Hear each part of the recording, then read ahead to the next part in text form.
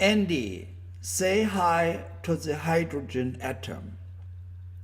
Travel back in time to 1900, that is exactly 113 years ago, and meet the scientists who discovered the structure of the atom.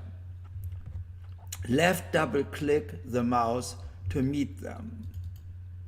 And here you find the names of the scientists which we want to talk about. The first one is J.J. Thomson, second is Rutherford, third is Niels Bohr, and the fourth is Schrödinger. And all of them won Nobel Prizes for revolutionizing how we see the world. You remember the video and the simulation we made about the proton and the electron. And the most important part of this simulation was to learn what are protons and electrons. And you know that protons have a positive electric charge of +1, and electrons have a negative electric charge of -1e.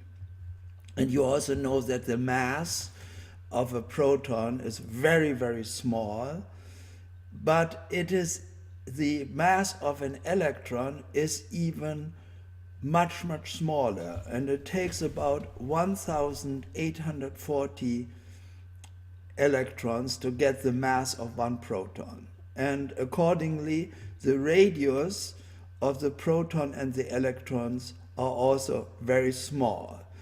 That is enough to remember for the moment. How do you call an atom that has only one proton? An atom with only one proton is called a hydrogen atom. And during the Big Bang, mostly hydrogen was created. And you know that a proton has a positive charge and an electron has a negative charge. Now what happened is that the proton of a hydrogen atom is trying to catch an electron with a negative charge. And we will now find out how this atom of one proton and one electron, which we call a hydrogen atom, is structured. We know the answer now, but it was a very important process that happened in the early 1900s that changed our world view. Now let us look first what scientists knew at the beginning of the 20th century. And we left double click on the button Know 1900, and here the short summary appears. In 1897, J.J. Thomson had found a particle later called electron that could be removed from an atom. This electron was measured to have a mass of about 1/2000th of a hydrogen atom.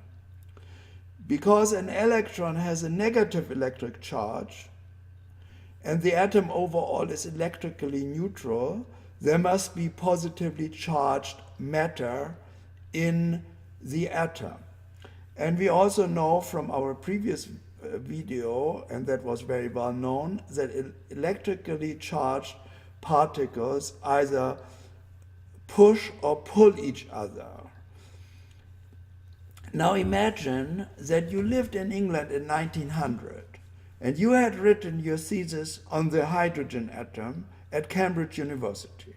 You are asked, "Sir, how do the tiny electron and the positively charged matter fit together in the hydrogen atom?" And we have here buttons where you can press on to figure this out. So we double click on P E, and we see here a proton and an electron. In addition, we look at the electric force button, FEL, double-click it too, and we know that an electric force pushes or pulls electrically charged particles.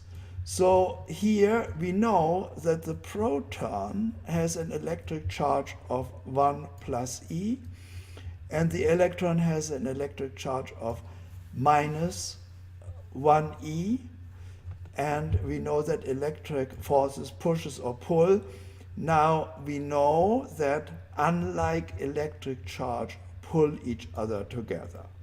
So now if you are asked, an atom consists of a positively charged very large mass and a relatively tiny negatively charged particle. How will they act with each other? And the logic dictates, and what we knew is that they would move into each other. And that is exactly the conclusion J.J. Thomson came up with. So here is what J.J. Thomson says, and we double left click on the name. He developed the plum pudding model. In an atom, negatively charged particles are surrounded by a positively charged mass. And I want to make very clear this proved to be wrong, but it seemed very correct in 1900 when he made this proposal, 1904. So here you see a presentation of this plum pudding model. There is a reddish positive mass, and within that mass, negatively charged particles, electrons, are embedded. And this was believed to be correct from 1904 to 1909, when the famous gold foil experiment showed that it was not correct. We can simulate how such a plum pudding would look for the hydrogen atom. And we double click on plum, and here you see the big positively charged, which we call proton here, and the little electron embedded in it.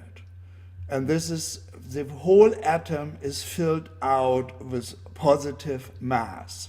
That was essentially what J.J. Thomson proposed. And he was no dummy.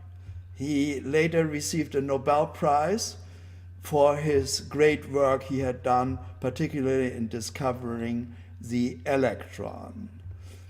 Now, in preparation for the gold foil experiment, we will bombard this positive mass that is filling up the hydrogen atom with some particles. And what would you expect if you have fire kind of like bullets into a plum pudding?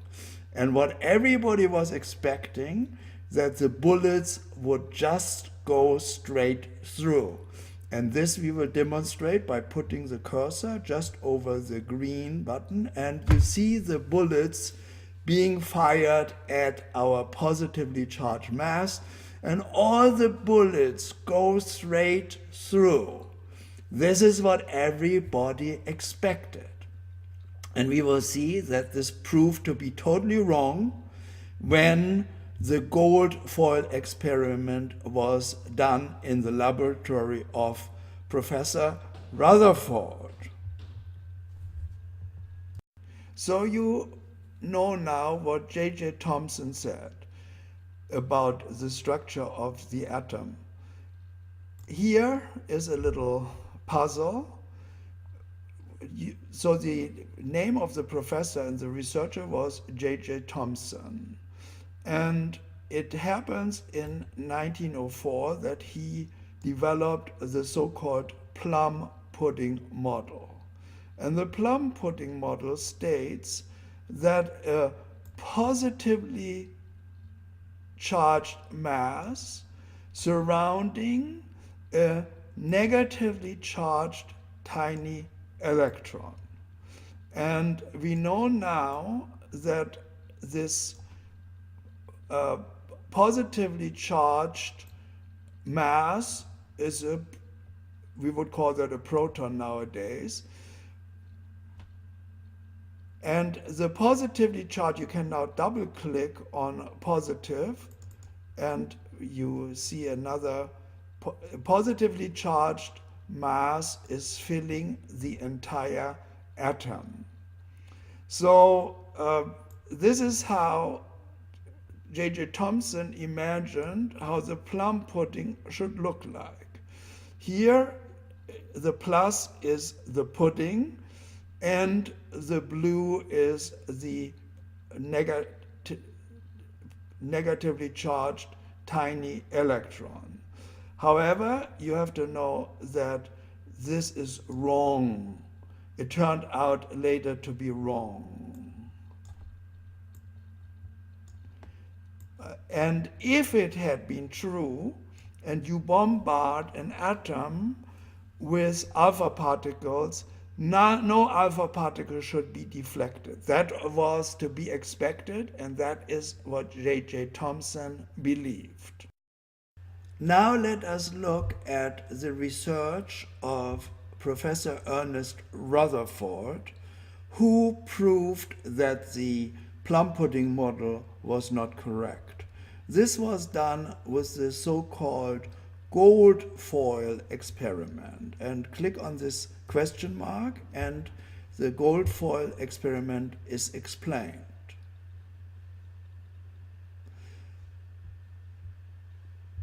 Rutherford's associates bombarded a very thin gold foil with alpha particles. And we don't need to talk about alpha particles here directly, just assume that is like very, very small bullets. The plum pudding model predicts that all particles would pass through the pudding without deflection. So what we are doing is we developed here a button, gold, which lets you essentially do the gold foil experiment on our computer. It's like a simulation. And you move the cursor over the green button, and then you can see the particles being shot at an atom, and we will see what's going to happen. We left double click on the button gold, and a proton and an electron appear. And now we put our cursor over the green button below gold, and you see that the particles are bombarding the atom, but most go straight through. And you will have noticed that when the particles hit the protons, they are deflected. And that is the essence of the gold foil experiment. All the bullets go straight through, but only when they hit the little proton, they get deflected. The important part of the gold foil experiment is that the particles that are bombarding the atoms mostly go through, but a very small percentage is backscattered and deflected. And Rutherford, when he saw this result, said it was as if you fired a 15-inch shell at a sheet of tissue paper and it came back to hit you. This was one of the greatest surprises in science. Double click on the name Rutherford, and a description of the Rutherford atom model will be displayed. From the gold foil experiment, Rutherford concluded about the structure of the atom. A very small nucleus contains all the positive charge. That means the nucleus has a positive charge and contains nearly all the mass. Second, electrons move around the nucleus in a large empty space. And third, the numbers of protons is equal to the number of electrons, since the atom is electrically neutral. Later, Niels Bohr, a member of the Rutherford team, guessed that electrons are orbiting the nucleus like planets around the sun. And we will simulate this for you by clicking on the button Anim and then let it orbit. By left double-clicking on the button Anim, a proton and an electron with its orbits appear. And you can see, according to the Rutherford model, the proton is in the middle of the atom and it contains nearly all the mass of the atom. The electron is in an orbit around the proton, and most of the space is empty in an atom. And we have not even drawn this to scale. We will do another calculation which will show you that the space, the empty space in an atom is gigantic in comparison to the proton. Just for fun, we hold our cursor over the green button under Anim, and you can see how the idea is the electron orbiting the proton. And you can also double click the red button which stops the orbit, and with the 4 direction keys you can now try to put the electron into an orbit around the, and I do not do a very good job here, but with the 4 keys, direction keys, you can practice to keep the electron on its orbit. And it is a real problem, which also turned out to make the Rutherford model not survive in the long run. Now let us practice what we learned about the Rutherford model. Double left click on the Do button behind Rutherford, and you see the puzzle that helps you to remember what the Rutherford model is all about. So Ernest Rutherford developed the Rutherford model in 1911. And the Rutherford model states that nearly all mass of the hydrogen atom is in a small nucleus. And the subatomic particles that are in the nucleus are called nucleoids. And the one for the hydrogen is proton, which is a positively charged particle.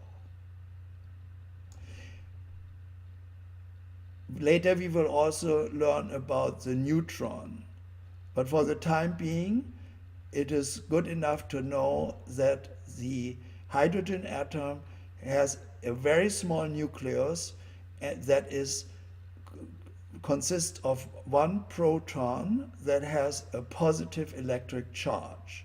And the hydrogen, this is number 2, the hydrogen atom is mostly empty space. The electron of the hydrogen moves around the nucleus in an orbit. And then the fourth thing is that the number of protons and the number of electrons for a neutral atom are the same. So hydrogen has one proton and it has to have one electron to be neutral, because as we know, the electron has a negative charge and the proton has a positive charge, and the positive charge and the negative charge cancel each other out to give the atom a neutral electric charge. Now, how does that look graphically? We have a proton in the middle of the atom, and the electron orbits around on an orbit. How was this found out? The team of Ernest Rutherford bombarded a gold foil experiment, and as we had learned in the Thomson model, if it had been a plum pudding, all the alpha particles would have gone straight through. However, it turns out that a very, very small fraction of the alpha particles were deflected because they hit the proton. And that led to the conclusion that there is a very small nucleus which contains nearly all the mass, and it contains protons and neutrons and is positively charged, and the negatively charged particle, which is called the electron, is orbiting around. Now let's see whether we got this right.